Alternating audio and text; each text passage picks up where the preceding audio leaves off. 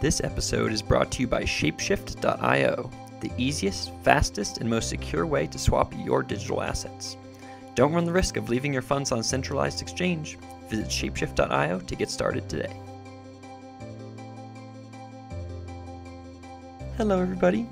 Today's episode is an interview with Julie Penner, a director at Techstars Boulder, and I actually went through Techstars Boulder in 2015 with a music education company, Edify.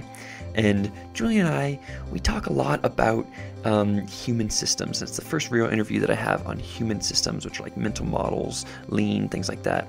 And for those of you who have listened to the show before, I've done a lot of concentration on blockchain, but blockchain and the software systems there and the macro philosophical future systems there, they're all systems, and so is what Julie and I talk about today, which are these kind of human systems. And there are kind of two key points that we talk about. The first is Julie talks about this loop between processes and leaders, where you make processes, and those processes kind of determine what the leaders are doing, and then the leaders create new processes. And I think that this loop that she talks about is very, very similar to this tech society loop that I kind of harp on, where tech influences society, society influences tech, and goes back and forth. And the thing that I actually loved with what Julie said about this process to leader loop is that it builds trust. And this is something that's not often talked about, but how lean and iteration and those kinds of things, it's not just a way to prioritize risk, it actually actively builds trust within your organization. So that was fascinating. And then the other thing we talk about today is around the specific kind of trust, this vulnerability-based trust. And this is something that is this kind of tension, especially within the blockchain community, around what's more important, vulnerability-based trust or trustlessness. And trust, I actually did this poll on Twitter recently, and it was about 70-30 towards trustlessness. There were only 7 votes, but I think that there is this emphasis on tech and this emphasis on trustlessness. But I'm also very convinced by what Julie says today around you got to build your company from the inside out, and you got to start with this vulnerability-based trust. And you can even expand that to society. You can say, hey, it's great that we all in society are pushing this trustlessness infrastructure, but we also have to build it from the inside out and start creating these really great relationships with the people around us based in vulnerability-based trust. So with that, hope you enjoyed the episode.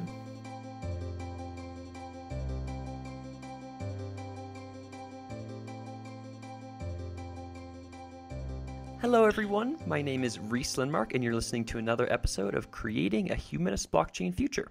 And in this podcast, we take a systems thinking approach to doing good in the world. And so there are a couple different series that focus on different system scopes. And today we're focusing on Series B, human systems. So this is where we talk about lean and agile and mental models and communication. And we're essentially asking the question, how can you work, live, and communicate more effectively? And I'm very happy to introduce Julie Penner to the show today. Julie is the director at Techstars Boulder, which is actually a program that I went through, and is reading 100 books this year. So Julie, thanks for being on the show, and welcome. Thanks, Reese. Thanks for having me. I'm really excited to chat. And Julie and I have been going back and forth with various book recommendations, and we just thought it made sense to kind of hop on the show. And I think that, to start off, before we dive into some of these specific things and specific frameworks that Julie's thinking about, first, Julie, kind of why are you reading 100 books this year? What made you do that, and kind of what books are you looking to read? I was thinking about the why here for me, because I don't think I have a clear moment when it came to me, other than I was experiencing a lot of people that I respected in the business community and the entrepreneurial community who have read very deeply and widely. And I felt very behind, right? Like, wow, I haven't read a lot of these books that people reference. I thought, well, I wonder if there's a way to catch up. And then in typical, my Strength Finder profile is input, right? That was a book I read this year.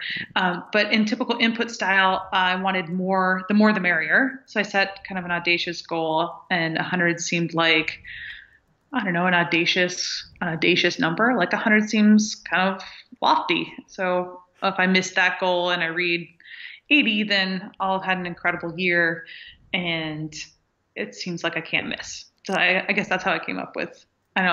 I wish there was a better story to it, but Well, actually, that's very aligned with why I started. I read a book a week, so only 52 books a year.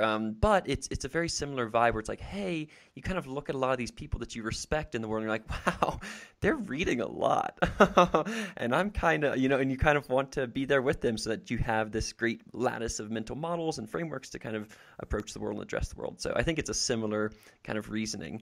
How do you, though, Julie? How do you bucket the books that you're reading and the learning that you're doing? I love thinking about this bucket level. So how do you kind of bucket them and like categorize them?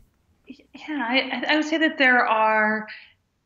there's some thinking that I've been doing around lean and teams and leadership, and those were clear buckets for me at the beginning of the year because I felt like those were topics I wanted to read a lot about leadership. I wanted to read more about teams. I wanted to read more about lean, and so I made those choices very cognizantly. But there was also a lot of books that ended up on the list that I didn't think I was going to read or didn't easily fit in one of those lists because somebody recommended it. Somebody that I really respect said you should read this book. And I've found over the year that a lot, not all of those recommendations have been really worthwhile. So some of them don't fit cleanly in that bucket or any of those buckets. And that's okay. I think you need a lot of variety. I am pretty strictly nonfiction. And, I've also gotten a lot of upside out of learning how to read a lot of books.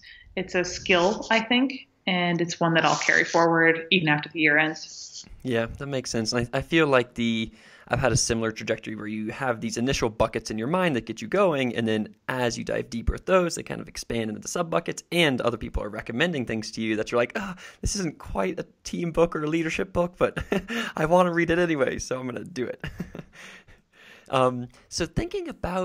So kind of diving then into, so you're reading all these books and at a high level, we're thinking here in the work that Julie does, essentially helping kind of startup founders, make great businesses and make great teams to make great businesses. So Julie and I were talking before the show a little bit about this triangle that she's thinking about, that kind of she is a way to create great teams. So Julie, could you talk more about this triangle that you're envisioning? Yeah, I think one of the things that we have seen or in my reading, and I've seen it play out in the programs with startups, is they need a couple of ingredients, or they're the teams that move really quickly, or the ones that you love working with, or you see that are successful. They have a couple of things in common. One is they adopt some of the process, right? The lean, at whatever level makes sense for them for the size of company they are, they put some process in place. They put in retros, they put in stand-ups, they put in some strategy, and they get smarter about how to do that. And it grows, it becomes part of their foundation and it grows with them as they grow their business. Mm-hmm. So that was one thing. But why did they choose to do that is another level deeper, I think. And it started getting into leadership and if the leader doesn't buy into lean, it's not going to work. So it seemed like an important part of the puzzle to understand. And then it got more interesting as I started kind of reading about leaders and collaborative leaders, and then leaders who are secure or not secure, like if they're anxious or they're avoidant, right? Kinds of leaders. How does that impact their ability to create a safe space for their company to have a ton of creativity and to have their teams flourish and make the best decisions, right? And so how does that then relate back to lean, right? Where the team is really adopting the best way to work together, right? So they all seem very interconnected. And when one, like figuring out a piece of making one better made the other two pieces better as well. And that's just an idea that I keep thinking about, right? Like how lean, the process builds trust, but leaders also build trust, mm-hmm. and trust help teams flourish, right? Mm-hmm. So what are the things like that can help bring lean to companies, but also create better leaders because they can both make better teams. Got it. So is it, when you think about that triangle, one side of it is kind of the process level, lean level, prioritization, minimization of risk kind of stuff. And then the other side is the kind of the human level, the leader level, the secure leader level. Is the third part of that triangle kind of the output there, which is the high performing team? Or is that the correct triangle that you're talking about? Yeah, I'm not sure I know. I feel like it's an idea that I'm still playing with. I feel like I can tell stories. I'm in the level of thinking that I'm at. I can tell stories about why one works or what it looks like when it's right or when it's going poorly. But I can't tell you more about how the model works, like ins and outs. What I know, like great companies have this cycle figured out. Just like in lean, we do plan, do, check, adjust, right? They have great teams who are operating and are great learning organizations have figured out that plan, do, check, adjust cycle. I think teams that are healthy and learning organizations and where people are thriving, right, which is sort of different. Like lean doesn't assume that the people who are in the company are thriving and developing as part of being in that company. I think it could, but it feels like the next level of lean. And I think that's what I'm talking about, right? Got it. Yeah, and I think I like to kind of, what I'm hearing you saying is kind of mapping that onto the process level and then the human level, kind of, that you can have the process level without the human level, and you could have the human level without the process level, but there's a nice system loop between them where if you have the good processes, that's likely to make good trust, and if you have the good trust at the human level, that's likely to make better processes. Yeah, so I hear what you're saying there for sure. And I think the other thing that I liked hearing what you said, and this is kind of a thing, as one dives deeper into these various mental model books and learns about the various best practices, and as we stand on the shoulder of giants, you can kind of hear in other people's words the kind of frameworks that they're using. So there are kind of two that you use there that I just want to point out. The first is, you were talking about secure or insecure leaders, and I'm reminded of the secure and insecure attachment. And then you briefly mentioned, hey, within insecure attachment, there are anxious insecure attachers, and then there are avoidant insecure attachers. Is that were you referencing that kind of attachment mechanism there? Is that what you were talking about? Yeah. I'm referencing, a little hesitantly because it's not my primary field by any stretch. But I think attachment style does matter when you look at leaders and how they primarily relate to people in their closest circle. And we've seen it play out at the founder level many times, and being aware of your attachment style as a founder, and then addressing, then I can be aware of my co-founders' attachment style or styles. And then I can be aware of how those interactions are affecting my company from the inside out, right? How are they affecting our team? How are they affecting our like you said, our process, right? That kind of awareness, of attachment style, I think can be very, very powerful. Yep. And something that honestly most founders that we talk to when they come into the program have never thought about. Yep, exactly. And we're going to dive into a little bit deeper on that in a second, this kind of trust and emotions and those kind of things. But before we do that, I want to actually take a step back and talk about, you mentioned there this plan, do, check cycle. And I think that's part of these kind of mental models in general, which is there's a bunch of these different like iterative mental models. There's the plan, do, check one. There's the build, measure, learn cycle from Lean. For you, Julie, which kinds of cycles and kind of iterative cycles and systems do you think about in addition to plan, do, check, or build, measure, learn? The one that came up to I'm sure there are others, but the one that popped right into my brain was the weekly, or like the temporal cycle, like the daily, weekly, monthly, quarterly, annual, because they're just, I think about it in a company perspective, right? That consistency that can be a level of security that you add to your team by doing a daily stand-up, a weekly retro, a monthly planning, a quarterly offsite, right? And I can rely upon that and how that builds security for me as an employee, right? So I think about those kind of cadences. And then just on like a human level in our lives, right? We have things like holidays that mark years, and we close and open days, we close and open weeks with ceremony. And I think that when you said what kind of other iteration or other cycles, I think about those a lot. I think they're so human to have the repeatability, even if it's slightly different this time, that there is some percentage of what's going to happen next be predictable. Yeah. Right. And actually, I'll take it one step further, which is in a highly uncertain ecosystem or environment, like a startup, right, where unpredictability is a threat the same way a physical threat would be. Yep. Right. So they've done this research, right, that threats to your emotional and psychological well-being are you feel them in the same way in your body as physical threats, right? Yep. Like a lion chasing you, right?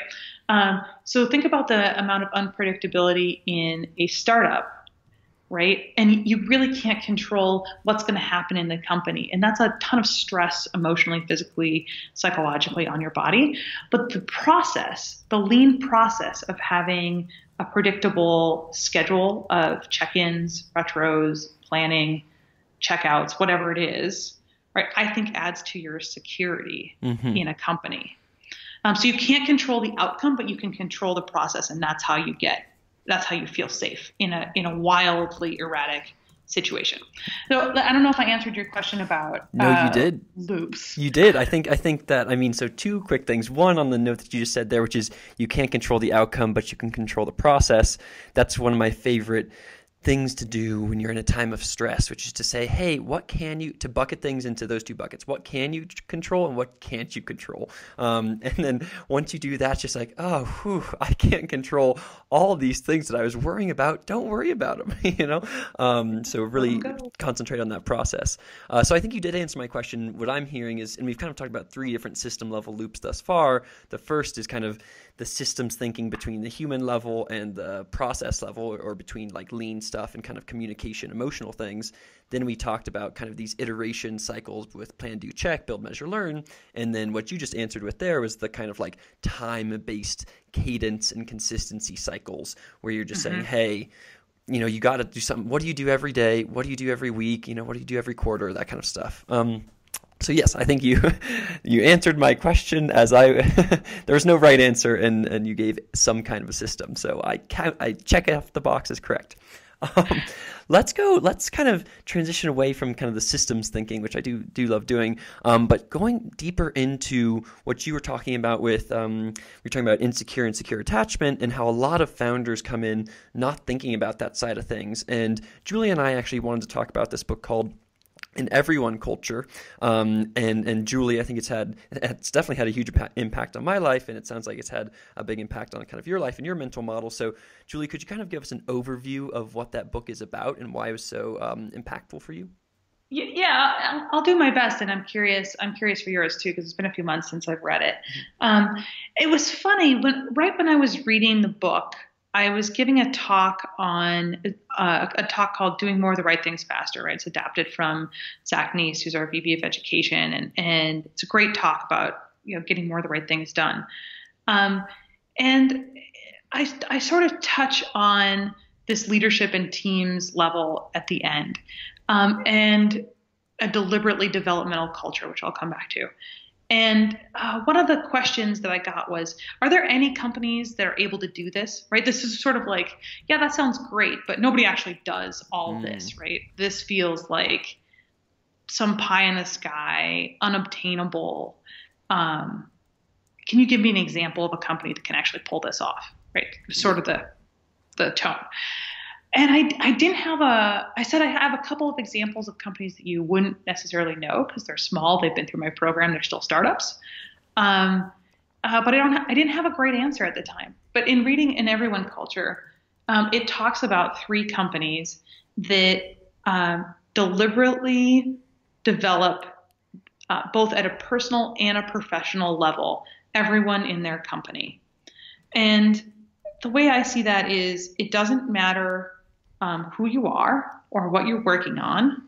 And it doesn't matter who the founder is and what their background and what things they are working on. Where you come in is where they're going to start working on the personal and professional path for you.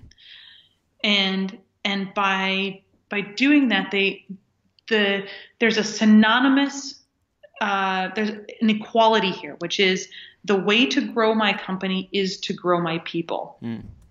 And that was the core belief that really stood out to me, that was similar to all three of these companies. That's not what you hear most companies saying, right? That's not how you hear most companies talk about people. They talk about extraction, or they talk about a tour of duty, or they talk about, or it's nothing, right? They're completely unaware of how the resource that is their human resource. But for these companies, and it gives a lot of very vibrant examples, the way forward for them as a company is through their people. By growing their people, they grow their company. And I was like, oh my God, this is the best explanation I have for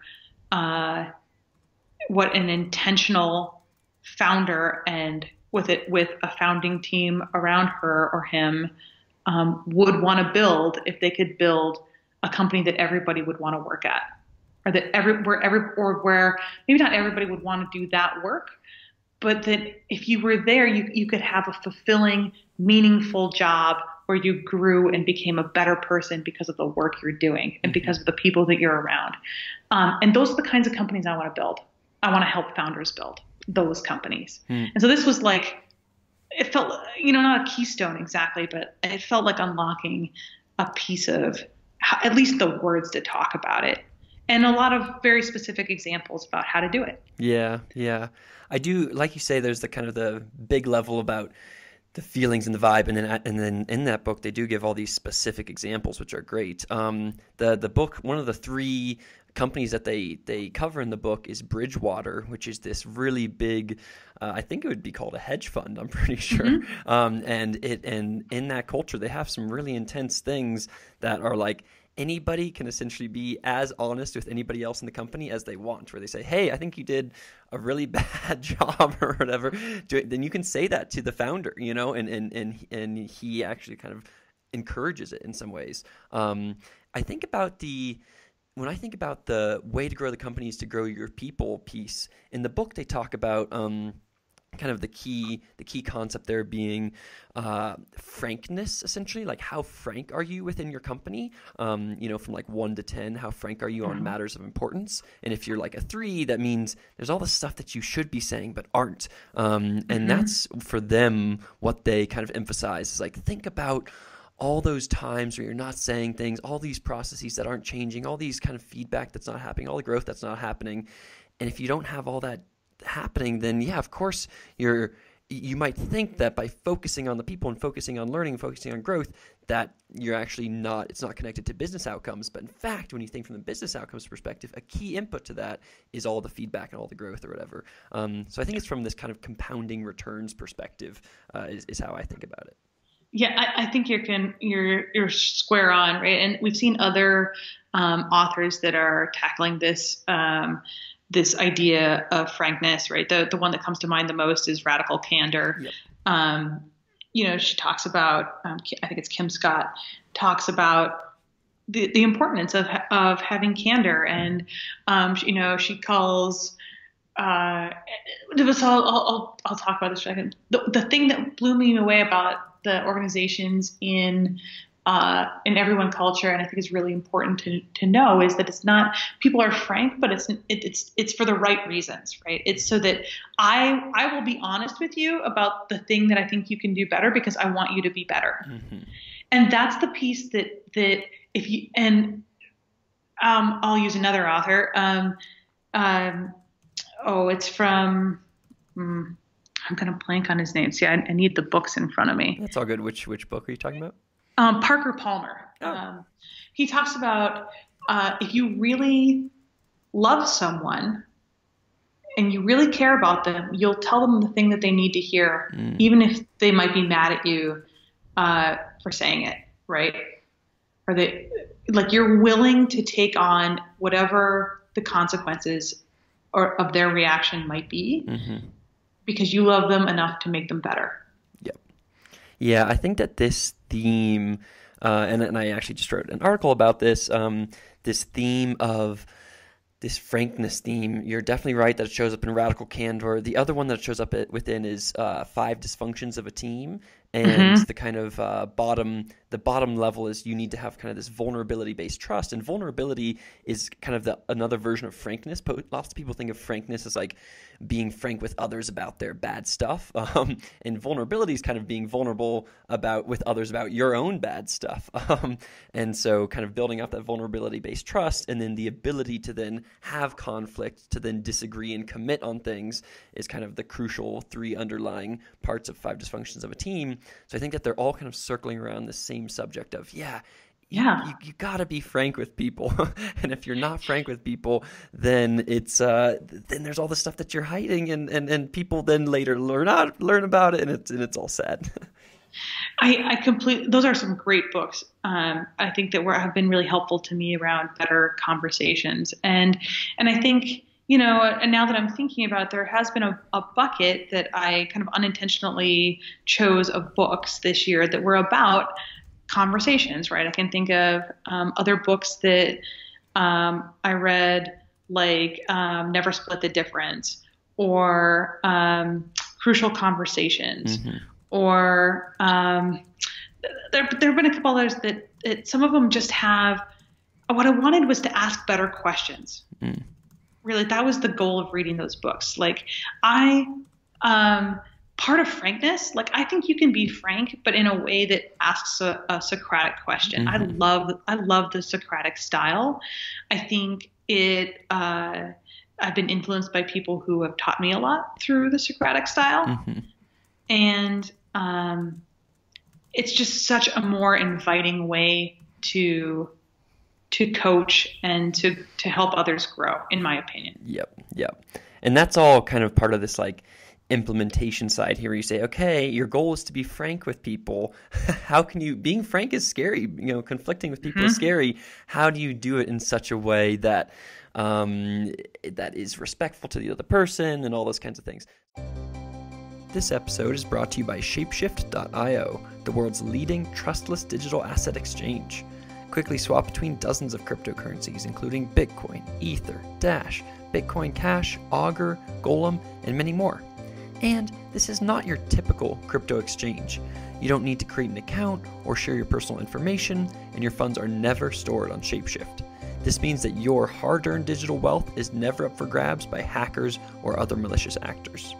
To get started, visit Shapeshift.io, choose the tokens you'd like to swap, input your receiving address, and send your funds. It's that easy. I guess, so Julie, if, for founders that are listening to this right now, how would you recommend, for them, if they're like, okay, I want to have a more kind of frank, honest culture, what are some things that you would recommend them do to kind of check in or to kind of implement within their company to make sure that they have that kind of atmosphere? So I like starting small. And I don't think you have to boil the ocean from the very beginning, because I think you're right. If you're not used to that kind of that frankness, that it can be like, oh, I can't flip the switch and go all frank all the time. My relationships blow up. And I think I feel that risk. There are 2 things that I think help, and that you won't be familiar because you've been through the program. One is a red, yellow, green check-in. So we try to do it daily. We try to do one for home and one for work. So, red is I'm here, but I'm not here, or there's something going on in my life that is totally taking my attention. Green is I'm all good. I'm completely here. Green means go. I'm good. Yellow is somewhere in the middle, right? And you can really choose any color you want in there, if you want lime green or you want orange or whatever. But we'll do a check-in around the horn at the very beginning of the day, or with the people you work most closely with. And you do one for home and one for work. so that if my business partner, if his 2-year-old infant kept him up all night and he got 3 hours of sleep, I know when he checks in, orange because he didn't sleep at all, like it's not about me and I have more context. It builds some trust. It's to use Brene Brown's language, it's a marble in the trust jar, right? It's just and you add that context to that person each time. So that's like a little thing to do. And the great thing about a check-in is that you can reveal as much or as little as you'd like. And so whatever you feel like the safety bar is, and I feel like as you gain trust over time with your team, you can share more. Yep. One quick other note on that before we go to the second thing is that, I think that's another crucial thing that a lot of these frameworks talk about is just like, if you're the leader, if you're the founder here, for you to be someone who actively kind of pushes that vulnerability scale, that trust scale, that lean in scale, where you're like, hey, it might be awkward to tell these people that I actually just broke up with, my boyfriend or girlfriend or whatever last night, but like to lean into those kinds of things, or to say, hey, I'm feeling kind of weak because, we're trying to raise this round of funding and it's really hard. Those are things that you kind of don't want to say naturally because you are told like you need to be a strong leader or whatever. It's like, in fact, the opposite is true. Couldn't agree more that like the secure leader is one that's willing to lead when it comes to vulnerability, they're willing to lead. They're willing to be the first one. Yeah. Cool. Okay. So what's your second one that founders can do? The other one that I also think you'll be obviously familiar, and anybody who's been around much lean is a retro, right? We retro all the time. I retroed today. And it's another way to just, clear the air and get out all the best ideas and to build trust as a team that you're doing the right things and people, you're seen, heard, and understood, right? Like all of the plan, do, check, adjust things that you get out of doing a retro where you learn from your mistakes and all those things. That's true. I appreciate that. That's a very logical way to appreciate what a retro can do for your company. But there is a trust building factor here that's a more emotional. And I think I don't hear the lean culture talking about how that process builds trust, which then creates greater collaborative teams, like better collaboration. But I think it's true. Yep. I like that. Yeah, because in the retro, a classic way to see it is like, hey, we did this A/B test and, this quantitative A/B test, and this one performed 20% better than this one, so we're going to put the red button on instead of the green button. But there's all these other parts of the retro, which are just like, hey, we as a company are allowed to look at our mistakes. We as a company are allowed to kind of iterate over time. I think that is kind of a crucial part of it as well, that, as you say, is not as much emphasized, but is definitely part of that process. Or like if I'm the quiet person on the team, I know I will have a place where I'm heard. Yep. Right. Trust marble in the trust jar. Yep. Right. And those add up over time.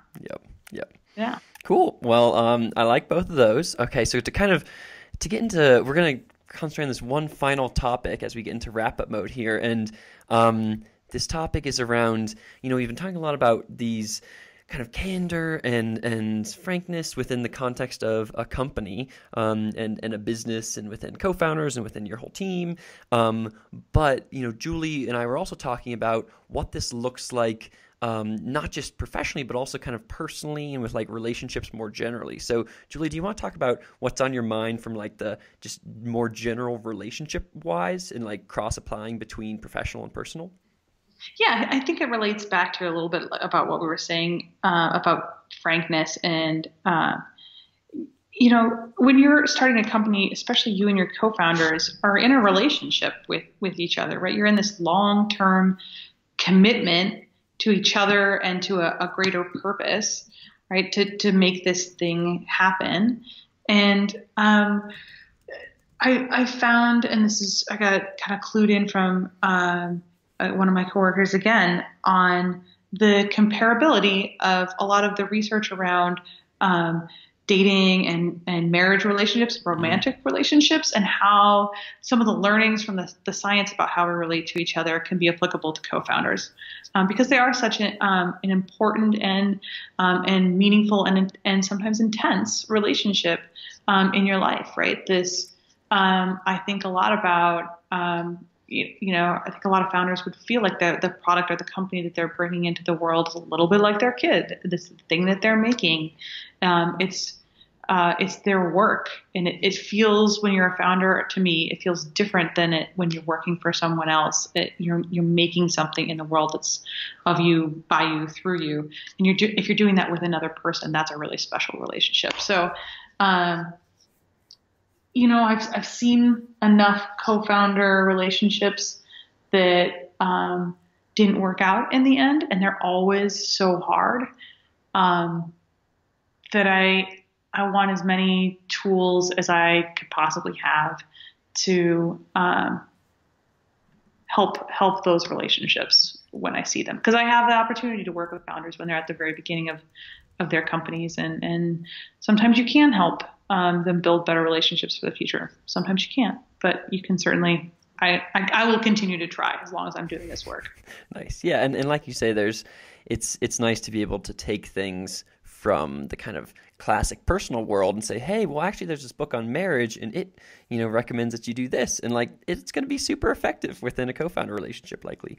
And I know for me personally, within my startup that went through Techstars Boulder, some things that were really helpful for us were nonviolent communication and the 5 love languages, and those were things that are traditionally seen in kind of the relationship perspective, but it's like, no, those were super helpful for us. And then the nice thing too is that when you enter a romantic relationship or whatever, you've done all this kind of reading for your professional life. Yeah. And then you're like, oh my God, this stuff is great over here too. Yeah, like right. David Cohn is one of the founders of Techstars, and he teaches a thing about fundraising, but he's really teaching is reflective listening, right? And it's like therapists teach people how to do this, but here you are learning how to do it with investors, right? Yep. And then it is very applicable. I can think of half a dozen books that are like that, right? And you mentioned 2 great ones that are like, that's the benefit, right? By making yourself better in this sense for your team and for your company, you're doing work on yourself. And you're, when you walk out the door to your work and you go home or to the rest of your life, you're still that person who's done that work, to your point. And I think when we talk about, so one of the things that we're most passionate about, and I think that has changed for us in the last year, and it's taken us really 6 months to get the words around, the right words to describe, is building companies from the inside out. Mm-hmm. And this is what we mean, right? Like, if you're going to do the work on yourself, it's going to have an impact on who you are as your work, and that your work will have an impact on your founding team, and that founding team will have an impact on your company, which will have an impact then hopefully on your community. Yep. Right. But it all goes back to the beginning, which is doing the work on yourself. And I think as an investor, that absolutely gets me up in the morning. I'm excited to work at the business level with companies and help them build their businesses, but I'm just as excited to work with founders on who they are for this reason. Boom.